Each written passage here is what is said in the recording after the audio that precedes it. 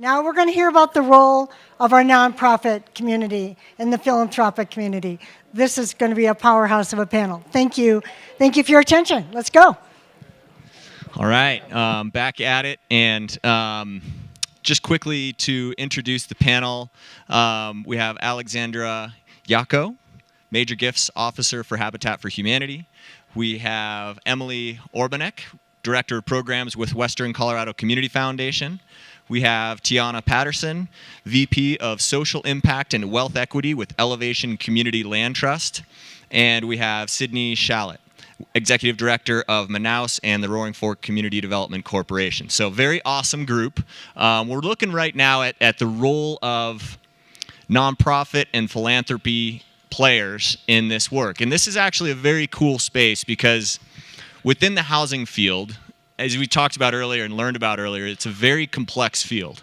And one of the things that's kind of exciting about that is that complexity and the challenges of getting projects to finance and finding the land you need to get projects built and building the capacity you need to develop and deliver programs and so on and so forth has created quite a lot of innovation for a long time now in terms of nonprofit actors that are delivering results on the ground in a lot of different ways and different roles. So we're going to learn about that. But we're also going to explore the role of philanthropy in helping to drive that progress forward. So we're going to start this out in a pretty simple way. Each of you occupies different niches within this. And I think you guys will see that really the complexity and diversity of different things that this sector can do. And so we're going to go. Should we just go down the line, or should that'll be great? So Alex, you can begin, and they're just gonna. Well, you guys can just start. You know what you're doing. Of course. Can you hear me? 'Cause this is. So they're gonna. I didn't actually say the question. So what we're gonna start with is sort of an overview of the work each of you is doing and the problem you're trying to solve. Sorry. So building homes, building home, and building community are the tenets upon which Habitat for Humanity is built. We stand on the shoulders of President Jimmy Carter and Rosalind Carter, who have used the office of a past president in a manner that I wish that all past presidents of the United States would have used that power and that might. The transformation that philanthropy through the Carters have been able to offer to people around the world is astonishing. I would be remiss if I didn't say that I too, as a philanthropist, as well as a fundraiser, a professional fundraiser, stand on my own. I stand on the shoulders of those who are in this room, many of whom are dear friends and colleagues of mine. But in particular, I stand on the shoulder of one individual who showed me a path to a career that I didn't even know that I was entering. And that is my dear friend, Connie Calloway. When she became the president of Colorado Mountain College Foundation, we were in a very difficult transitional period of leadership. And Connie said, if you're going to do something, be brave. Enter the space with a sense of elegance and purpose. And whatever you do, as her late husband, Jim, used to ask me every single day when I would see him, dear, what good did you do today? To me, that's philanthropy. To me, this is this room. And I know that we have heard from so many people acronyms that would make you swoon. It made me swoon. And I live in this space. But philanthropy, to me, is a mystical dance of a generous giver and a grateful recipient. That mystical dance requires time, and it requires a sense of commitment. But when you are in the sense of crisis, when you are facing an undoing of a community to which we all have moved to 45 years ago with my little 3-year-old from New York City to Redstone, Colorado in the middle of the snowstorm. Redstone, Colorado, population 69. I moved for this. I moved for what this community has offered my family, being able to raise them in this environment. We, right now, sit, in a sense, in the mecca of philanthropy. The Aspen Meadows is where philanthropy lives. How do we then take philanthropy and translate it to a moment of crisis that all of us are living with? That is the question that is before us. That is why we are in here. And that is why I am so committed to forging relationships with donors who can see the crisis that we are living in and the very crisis that is going to undo their way of life that they wanted by moving here and establishing their roots. The very way of life that they and us aspire to is in peril. Connecting that message to major donors is what I do every single day. And I would like you to know that when I do fundraising, I would love to do it to the tune of a mystical dance. But sometimes you just have to do a samba.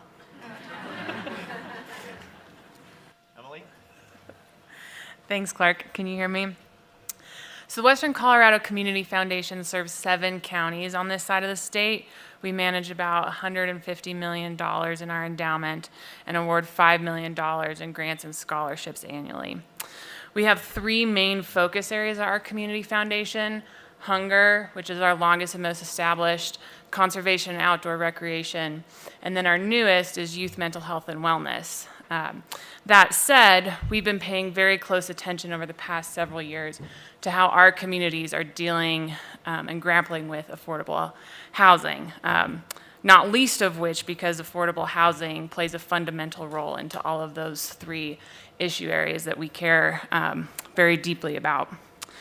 We've been trying to think through how our community foundation, where the majority of our funding is donor-driven, so that $5 million is primarily directed by our donors annually, meaning that staff doesn't have a lot of leeway and flexibility in setting strategy and then backing it up with funding, how our small dollars can have the most impact and be most supportive to our nonprofit partners across the region. So we know we don't have the big dollars of Denver foundations, Front Range foundations, national funders, but what we do have is flexible funding and the ability to take risks. So jumping off of a lot of Margie's themes earlier around capacity building, we know that our nonprofits need critical dollars that are pretty difficult to fundraise for things like feasibility studies, operational plans, legal consultation, technology upgrades. That is a role that we can fill pretty easily as a community foundation. And we know that these small dollars are really critical to leveraging all of the big dollars that have been mentioned today and playing that important role of local match. We had the pleasure last year of funding Habitat of the Roaring Forks Valley feasibility study for their modular facility that quite possibly may fundamentally change the economics of building in this region. We also made a small grant to Housing Resources of Mesa County, where they were able to then unlock $1 million of ARPA funding with the city of Grand Junction. So we try really hard to think about how to best leverage our dollars on behalf of our nonprofit partners. And this year, our main competitive application process, we call it our community grants process every year, is themed towards affordable housing and the homeless crisis. And all of our grants this year will support capacity building in this sector. Thank you. Is my PowerPoint up on the wall? It's really important. I need it. You're good. Okay. So Elevation Community Land Trust is, first who we are. We are a land trust that was started in 2018. We were fully staffed up in 2019. And a group of philanthropic organizations, I should say, came together because they realized that there was a lack of affordable homeownership opportunities in Colorado. So they seeded Elevation with $24 million to get us started, with the intent that that $24 million would be half of what we needed to get to our original 700 home goal by 2025. We are now on an additional $50 million campaign to get to at least 1,000 homes by 2027. So next slide. So what is a land trust? Everyone who has come up to me these past 2 days has asked me, what is a land trust?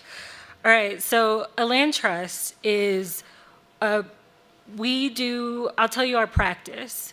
Elevation takes our private philanthropic funds and we combine them with municipal public funds to bring the cost of a home down to make it affordable to someone who makes less than 80% of the area median income. What that means is when we go to sell that home, we split the land from the improvements, and it's tied together by a 99-year renewable ground lease. So, with that structure, we are able to continue to subsidize and bring prices down in a way that not only allows that initial homeowner the ability to access affordable housing, affordable homeownership, but also the next generation. Because how it works is that ground lease that I mentioned has a limited resale formula. And what that does is when that person goes to sell, I'm using round numbers and numbers that don't exist in Denver anymore, but say Elevation in the city of Denver came together to buy a house for $300,000. We put in 50, they put in 50. Now the price of the home is $200,000. When we go to sell it, so we've sold it to a homeowner, they're in it, 5 years have passed, they would like to now sell their home and go on with their life. And so we would do a resale formula calculation. It's appraisal based. If their home has increased in value by $100,000, they are able to access 25% of that, and the remaining 75% stays in the home. So they can then price their home for $225,000, meaning that another family at that AMI level can now access that homeownership opportunity. And so it's a one-time subsidy that does not need to be resubsidized or recaptured through deed restrictions. It's about 199 years of affordability. I know you're going to ask me lots of questions when I get off that stage. I am ready for it. Okay, next slide. I wanted to show what the impact of that is. So we did a study of our sales and of our homeowners, and we have, even though the cap is 80% AMI, our homes are priced at around 70% AMI. And we are serving a level of folks who thought they would never access housing. Our target audience, which was a great question I was asked last night, is folks who've given up and decided they will never be homeowners. That's who I'm looking for, and that's who we're targeting. So the next slide is also something we're really proud of. Elevation moves into every community with an equity lens in mind. So I just want to highlight that 61% of our homeowners are people of color, and 44% of them are female heads of household. That is double the national average of female heads of households who own homes. Okay. So next slide. You can see on that slide, it feels so weird to be talking without seeing it. You can see on this slide that we're in 12 municipalities. We've recently just brought a home online in Delta, Colorado. We have, and we are moving across the Front Range. Most community land trusts are community-based, neighborhood-based. That is not Elevation's mission. We were given an audacious goal, and we are working towards it. So we have just crossed the threshold of our 200th homeowner, and we are continuing to rock and roll. I don't know how else to say it. That is our mission, and that's why we decided 700 wasn't enough. We can get to 1,000. And so next slide. Elevation also works in a lot of different ways. The first way I mentioned was the scattered site acquisition, the 300,000 that doesn't exist. That's one way we do it. Another way is by being a bulk purchaser. So we will come in, say a large, maybe 100-unit development is being built. This is a real example. In Boulder, we decide to go to the builders and say, we'll buy 25 of those. And so we do that. We get a great deal on it, and then we're able to sell those homes. We're also a developer partner, meaning that a lot of developers who want to do affordable housing have a hard time breaking into the industry. So Elevation, they will partner with Elevation, and with us promising to do a bulk purchase of every single unit that they build at the end. The example I have is if any of you know about Latella in the Santa Fe Arts District in downtown Denver, it's 92-unit condo building that is in our land trust, and it's studios, 2s and 3 bedrooms, all under 200,000. And we sold that out, which is amazing. But we were able to get that newer developer who wanted to build affordable housing, construction financing, by being that partner who says, we will come in and we will buy this. That is the guarantee. And then I think finally, I was really struck by the video earlier, A Decent Home. Elevation bought Westside Mobile Home Park in Durango.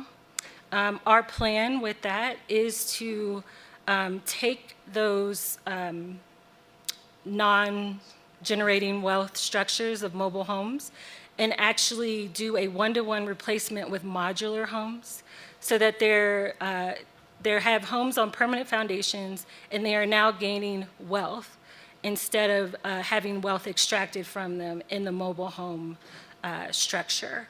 So again, if anyone wants to help with the 50 million, please talk to me.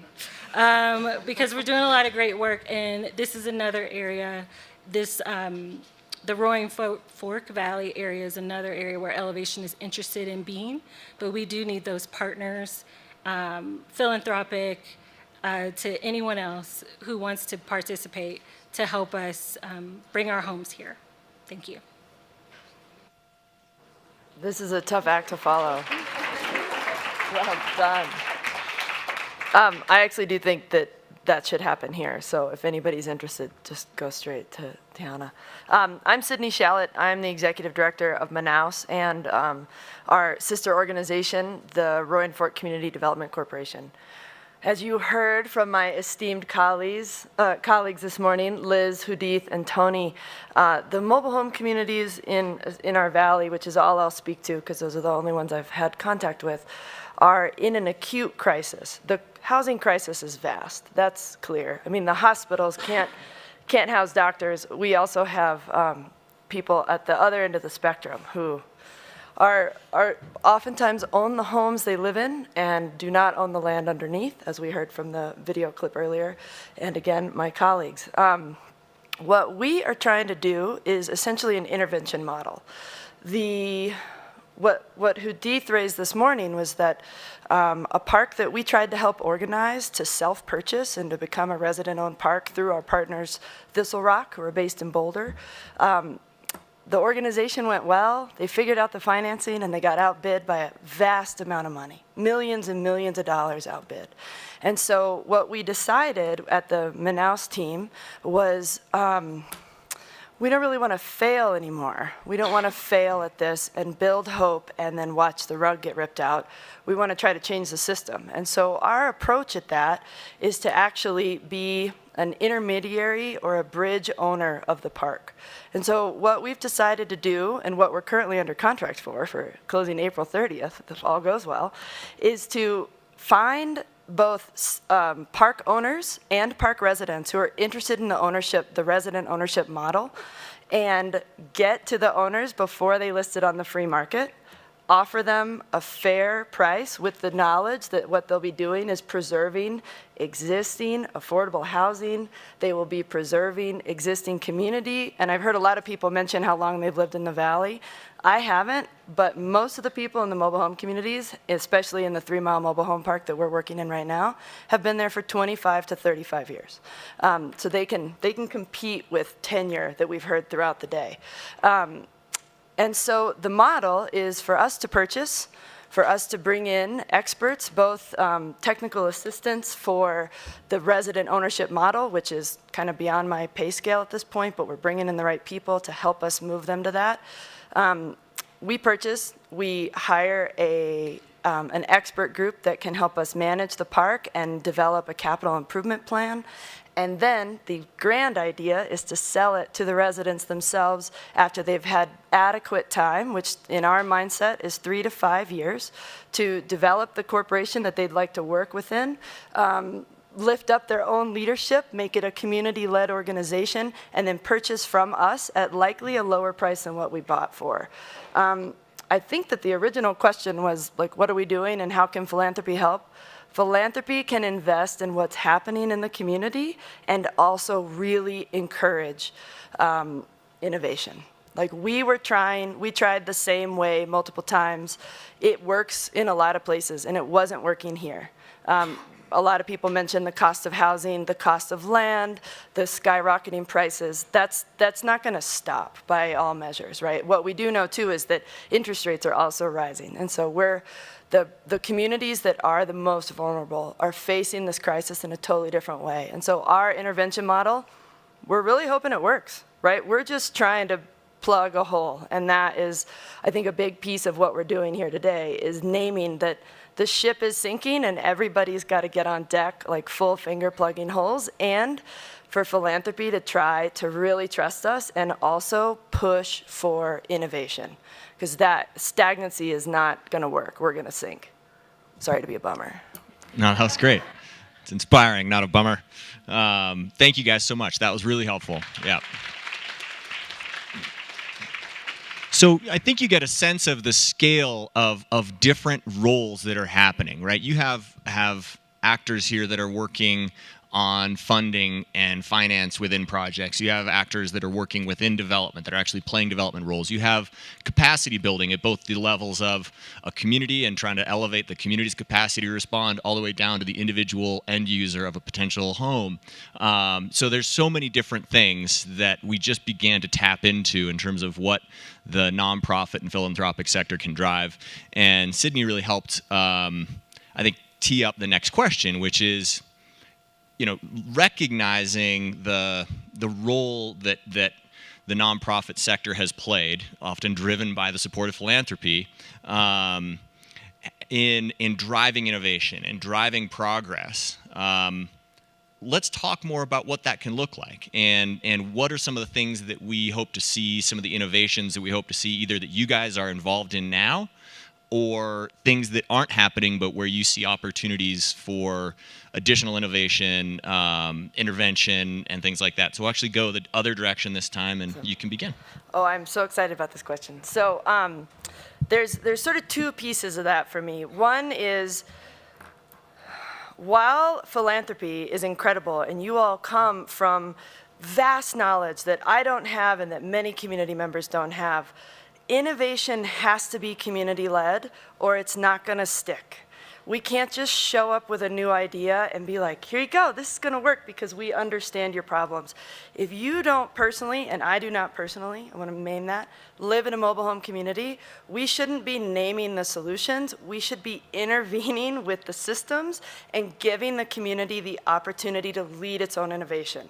Like, our role with the 3 Mile Mobile Home Park is to stabilize the land, and then to do whatever capital improvements we can find the financing to do, so that then they have 3 to 5 years with us to decide, and we'll bring in technical assistance from across the country. We're super happy to invest in all of that, so that the community who lives there actually gets to decide, you know what, we want to be a nonprofit, we don't want to be an LLC, and here are the reasons why. And now we get to make these informed decisions about our work. So I digress, sorry. So I think that innovation, while I definitely agree that philanthropy needs to be at the table, it shouldn't be philanthropy-led, it should be community-led. And that speaks again to the name of equity of, we don't know the solutions. We don't live in the situations. And while some of us might live in affordable housing, what would you do if you were in charge, right? Like, if you're in affordable housing and you can name all the problems, but no one is listening to you at the top because philanthropists are directing how they want the money used, that's a competing lens that's going to continue to sink the ship. So I would really encourage everyone to lead with community and allow the community to tell us, yeah, they might not know exactly the specific mechanics of how we're going to do it, but what they want. What would a livable solution, a sustainable solution, a wealth-building solution look like from their lens? Because all we know is the problems that we have been able to present today. So that's mine. Great. Tiana? Yeah, what to add? I think that's exactly what we try to do at Elevation. Every program that we've created, when we thought the 2008 crisis was going to happen again at the beginning of the pandemic, we created a program where we would help homeowners who wanted to stay in their home by selling the home to us, being able to take that equity, pay off medical debt, credit card debt, what have you, and the home would be in our community land trust, and they would be able to stay in that home. Fortunately, nobody needed it, but that's just how responsive Elevation is. I would say another example is a down payment assistance program for BIPOC communities. It's open to everyone, but there is a lack of wealth. There's a racial wealth gap that we all know about. I think we use those buzzwords a lot. But who is putting the solutions forward to put the cash in the hands of the folks who need it in order to access housing? And then thirdly, with the West Side redevelopment that I mentioned, that we're going to be doing a one-to-one replacement of their mobile homes with modular buildings, that has been a completely community-led effort. Myself, our CEO, someone else from our team goes down to Durango every 6 weeks. We meet with the residents and we show them renderings and ideas, and they give us feedback. And sometimes they hate every single thing that they see. And that means we have to go back to the drawing board because we're not respecting how a majority Latino community needs a place to congregate. That was one. That there's multi-generational households. So these single family homes weren't meeting their needs. Those are the types of things that we need to know so that we can be responsive to them. So I completely agree with Sydney that if you give us the flexibility and the flexible dollars to solve these problems with community rather than giving them something that we think they need, I think we'll get a lot further. Yeah, what Sydney and Tiana said. I think there's this shift happening writ large in philanthropy to trust-based philanthropy, not just in the affordable housing sector. But sometimes we can see that translated in just another cumbersome grant application with different language. and different metrics. So this concept of letting your partners in community lead you, I think, is really valuable for anybody in this room that does have a hand in giving out money and awarding funding. And sometimes it's changing from a samba to a cha-cha midstream, right? I think we went into that feasibility study with one expectation last year, and it provided maybe a different roadmap forward. So as a funder, being willing to pivot and adjust as your partners need to. With Habitat for Humanity, we began with 8 homes between the year of 2000 and 2009. We built 25 more homes between the years of 2010 and 2019. That's history. What you've been hearing a lot during today is the 27 homes built at Basalt Vista, net zero community for professionals, bringing home an international award for single family dwelling in 1921. We have 100 more homes slated to be built. In last year's numbers, at the end of all of the relationships, at the end of all of the grants, at the end of the amazing investments of partners, we were at $125,000 philanthropic gap per home. It is an unsustainable number to keep raising from a philanthropic community one home at a time.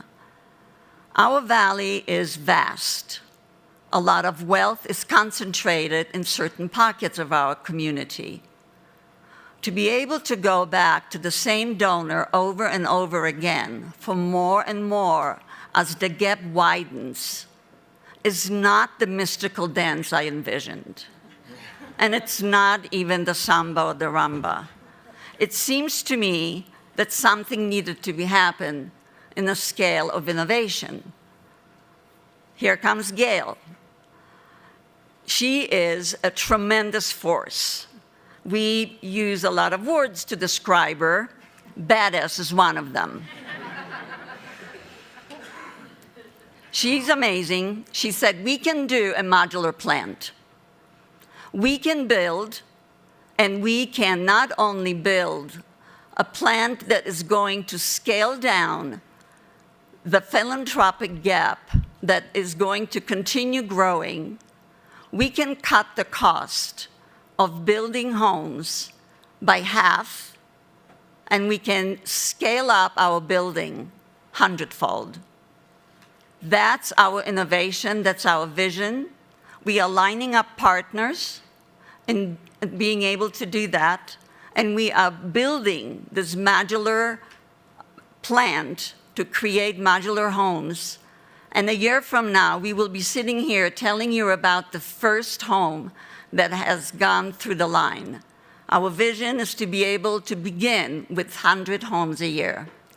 We are going to build homes in this modular plant and be able to do that not only for our habitat, but for other deed-restricted developers, nonprofit, for-profit. What we also are going to do is we are going to be a workforce training center. The people that we just talked about so eloquently by previous panel, we are going to train at minimum 50 young people to be able to enter into a workforce training that is well paid, satisfactory, on a trajectory to success, and filling the gap of the lack of workforce that is really keeping our hands tied and able to build at scale. So our innovation is bold. Our innovation is not brand new. There is a footprint of others in the country. We are going to bring the best of the best to build with us And a year from now, we will be telling you another success story. That's awesome. So very bold, very cool things. So many avenues there in terms of innovation and the things you guys are doing. That's so exciting to think about the possibilities with that. I'm so excited by what you guys are looking at and doing. And you can hear, again, sort of from engaging in projects in ways that reduce risk in such a way that the private sector would really never look at it, and taking on roles that the local government sector would never be able to do, from the community engagement work and really sort of driving the community-led solutions, and the sort of very tactical groundwork that many of you are involved in, to this broader sort of systems changing work. The role of nonprofits, and I'm now sort of speaking as one as well, is really significant. And yet there is this sort of real challenge we have to acknowledge, and this isn't a question, but I'm going to put an exclamation point on what you guys were saying, which is that housing and community development work in general is not well funded. When you compare it to, for example, just like open space conservation or something like that, it's paltry. And the challenge with that, I can understand, of course, where some people are coming from on that front, because open space is really valuable too. But the reality is, as we look at the future of Western Colorado and of this valley, few things are going to have more influence on the environmental sustainability, much less social sustainability of our communities, than how we grow as a region. You cannot tackle the conservation aims we might have, climate and otherwise, unless we figure out solutions to the housing crisis we have, and we make sure that we are doing that in a smart way. So this is a plug for reshifting the way that we're investing in some of those problems, and recognizing that taking on affordable housing and doing it in a way that we're talking about today is a climate solution. It is a conservation strategy as well. So we need to expand the resources that are available. So one final thing I'd like to ask you guys, and we might not have time to get to everybody, so I want to start with you two on the far side, because you're doing the most on-the-ground work with community, is to dig in a little bit more on what we were talking about around the importance of engaging a community-led approach. And to sort of open this up just real quick, raise your hand if you live in the valley. Put your hand down if you, no, keep it up. Put your hand down if you do not own your home. Right, so most of us in this room are not experiencing the problem. So if you guys can just talk a little bit about what it's like and how important it is, and how you approach that community-led engagement on the work. I was voted to go first. I think I have I'm a bit of editorializing, and then I'll answer your question. So homeownership does not have access to LIHTC or other kind of equity building avenues as rental housing does.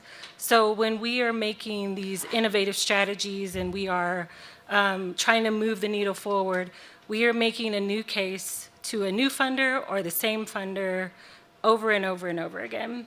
And I think that really takes away from our ability to do the community-led work that we want to do. There's just, it takes a lot to get the community to trust you. It takes a lot for the community to understand how a land trust is different than a mobile home park. It takes a lot for people to feel like, to actually believe you when you say you can buy a house for $215,000. And the more work that we have to do making the case on both ends, I do think it suffers, our community work suffers, because we have to keep going and we have to keep growing. So that is something that is not quite what you're asking, but it's something that I think community-led work, in my experience, is pretty easy once they trust you. But if you can't spend the time for them to trust you because you're too busy trying to get someone to believe in your work, it's not going to happen. Well said. Manaus and the Roaring Fork Community Development Corporation, as with many, many, many other nonprofits in our valley, are white-led, and myself included, and are specifically in our case, we had an all-white, all-male, all older gentleman board for most of our existence. for me, that was the first thing we had to change, was ourselves. We had to come in with humility and say, you know, I bet some other people would know what to do with some of this, and I bet they could bring narratives to our board meetings and to our big decision making that would be vastly more impactful than us just circling the toilet bowl and constantly saying the same thing. So I think starting with humility and starting with recognizing the critical importance, not only for the individuals who get to be in leadership positions, but the impact that different voices have on how decisions are made. And so for the Roy and Fork Community Development Corporation, we very specifically begged Liz Ramirez to come and be our community organizer. And we have another fabulous colleague who's also Latina and a single mother coming in to mostly run the organization starting in late April. And so that for us is going to be a lot of the trust building. Like, who's going to, you know, not that they shouldn't trust me, but the work I have to do to get in with community versus just giving community the power, just saying, listen, here's what we're going to try to do. Let's talk, tell me what you need at the meetings. How can we make this? It's no more about bringing them to the table. It's tell us where you want the table. Tell us what you want at the table. And we're going to make that work because the decisions you all make are going to be sustainable for the whole organization, not just your community, because you brought them to us.